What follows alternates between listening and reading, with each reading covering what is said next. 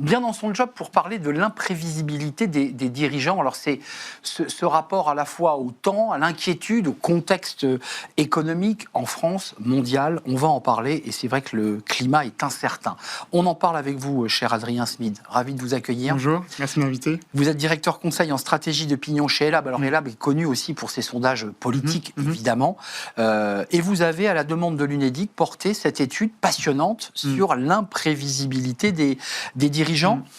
400 chefs d'entreprise interrogés. 400 dirigeants d'entreprise représentatifs du tissu économique français, selon la taille et le secteur d'activité.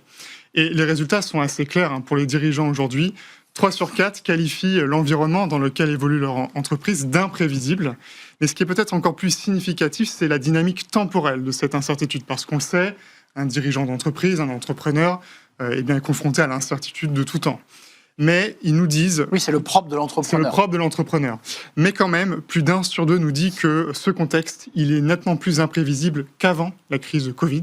Et surtout, si on se projette un peu dans l'avenir, 2 dirigeants sur 3 nous disent que cette incertitude, elle est amenée à durer. Elle est amenée à durer dans le temps. Donc on voit que pour les dirigeants, c'est un changement de paradigme. C'est la nouvelle normalité avec laquelle ils doivent composer. Il y en a 3 sur 4, vous le dites, qui qualifient l'environnement d'imprévisible. Il y a un quart, et ça c'est intéressant, qui n'arrive pas à se projeter au-delà de 6 mois. On avait fait une émission il y a quelques années où déjà les projections et l'imprévisibilité étaient à 1 an. Là on est passé à 6 mois. C'est ça, donc vous avez les 2 tiers des dirigeants qui arrivent à se projeter, qui n'arrivent pas à se projeter au-delà de 2 ans, mais un quart des dirigeants même naviguent complètement dans le brouillard et ne peuvent pas se projeter au-delà de 6 mois. Donc c'est évidemment un horizon de temps qui est extrêmement contraint quand on doit prendre des décisions d'investissement, de recrutement, de développement commercial. C'est un horizon qui est contraint. Examinons quand même les freins qui viennent justifier cette imprévisibilité et le fait que le chef d'entreprise reste très prudent. On a l'instabilité de la politique nationale, parce qu'on aurait pu d'abord placer le contexte international à 71%. C'est le contexte national, c'est-à-dire la fiscalité, tous les sujets.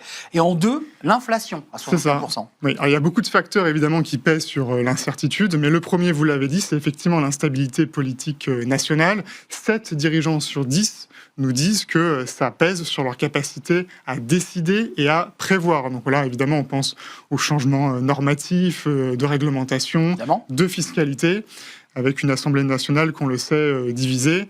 Ça pèse au moment du budget, du vote du budget, par exemple. Je précise que c'est seulement 46% qui estiment que l'un des freins, c'est le contexte et les conflits géopolitiques. Vient ensuite, effectivement, les conflits géopolitiques, l'inflation aussi, qui perturbe 6 dirigeants sur 10.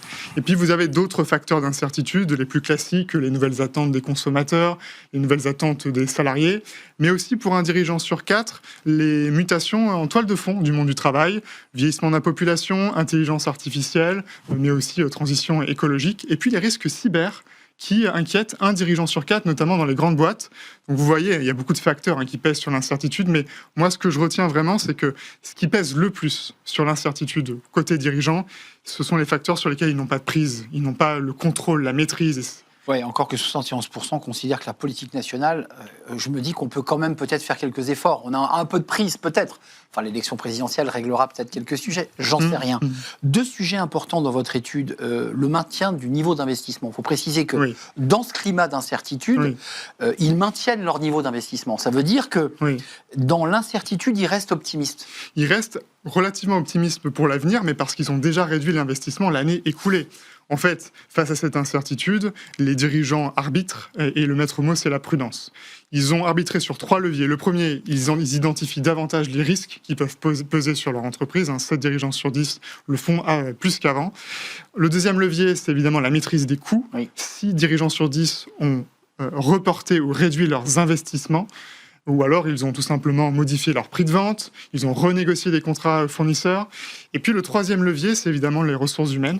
84% des dirigeants, lors de l'année écoulée, ont agi sur ce front-là. C'est quasiment la totalité d'entre eux. Donc, c'est un dirigeant sur 2 qui a renoncé, reporté des recrutements, qui a supprimé des postes ou qui a renoncé à former ses salariés. Pour terminer cette étude, véritablement qui est une photographie je dirais, de la psyché et de la stratégie des dirigeants, leur morale. Ça, c'est intéressant parce que globalement, prudent et déterminé, mais on voit quand même, et notamment dans les TPE, ça ressort beaucoup, fatigués, stressés, un peu à bout de souffle.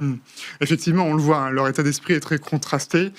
Certes, il reste de la détermination et de l'optimisme qui encore l'emporte sur le pessimisme pour une large majorité de dirigeants, et il en faut pour diriger une boîte aujourd'hui. Quoi qu'il arrive. C'est vrai, mais c'est vrai que derrière cette façade, il y a la pression, la fatigue et le stress qui est ressenti par 6 dirigeants sur 10.